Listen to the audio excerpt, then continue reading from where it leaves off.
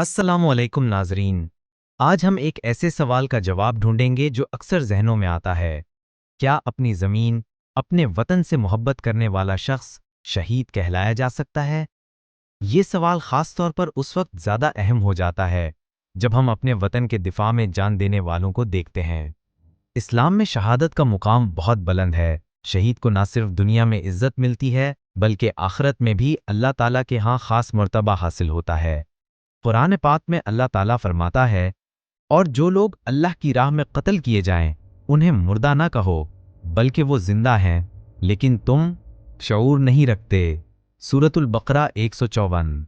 وطن سے محبت کا اسلامی تصور۔ وطن سے محبت ایک فطری جذبہ ہے۔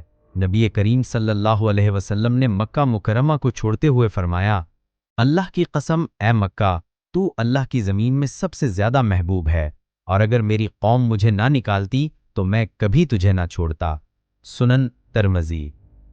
یہ حدیث بتاتی ہے کہ وطن سے محبت نہ صرف جائز ہے بلکہ یہ سنت نبوی صلی اللہ علیہ وسلم ہے۔ شہادت کی شرعی تعریف۔ اسلامی فقہ کے مطابق شہید وہ ہے جو اللہ کی راہ میں دین کی سربلندی کے لیے یا ظلم و جارحیت کو روکنے کے لیے اپنی جان قربان کرے۔ نبی کریم صلی اللہ علیہ وسلم نے فرمایا، جو شخص اپنے مال، اپنی جان یا اپنے اہل کی حفاظت کرتے ہوئے مارا جائے وہ شہید ہے۔ وطن کے دفاع میں شہادت۔ جب دشمن کسی ملک یا علاقے پر حملہ کرتا ہے اور مسلمان اپنی زمین، اپنے گھروں اور اپنی عزت کا دفاع کرتے ہیں تو یہ دفاع صرف زمین کا نہیں بلکہ دین، ایمان اور اسلامی معاشرت کا دفاع ہوتا ہے۔ ایسی صورت میں وطن کے دفاع میں جان دینے والا شہید کہلاتا ہے۔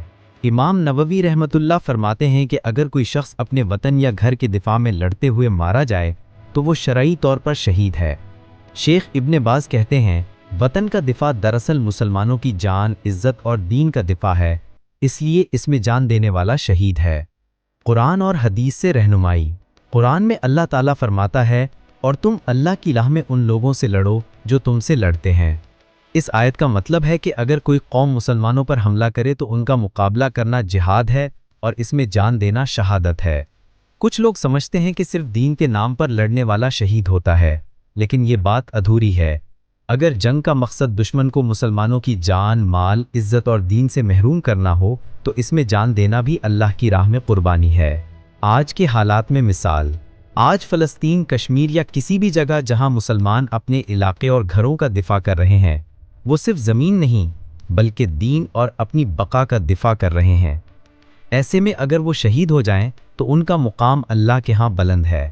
اسلام میں وطن سے محبت ایمان کا حصہ ہے، اور اپنے وطن کے دفاع میں جان دینے والا اگر اس کا مقصد اللہ کی رضا اور ظلم کو روکنا ہو تو شہید کہلائے گا۔ اللہ ہمیں اپنے دین اور وطن کے لیے قربانی دینے کا حوصلہ دے۔ آمین۔ ناظرین، اگر آپ کو یہ ویڈیو پسند آئی تو لائک کریں، سبسکرائب کریں اور اس پیغام کو دوسروں تک پہنچائیں تاکہ ہم سب اپنی زمین اور دین کی حفاظت کا جذبہ پیدا کر سکیں۔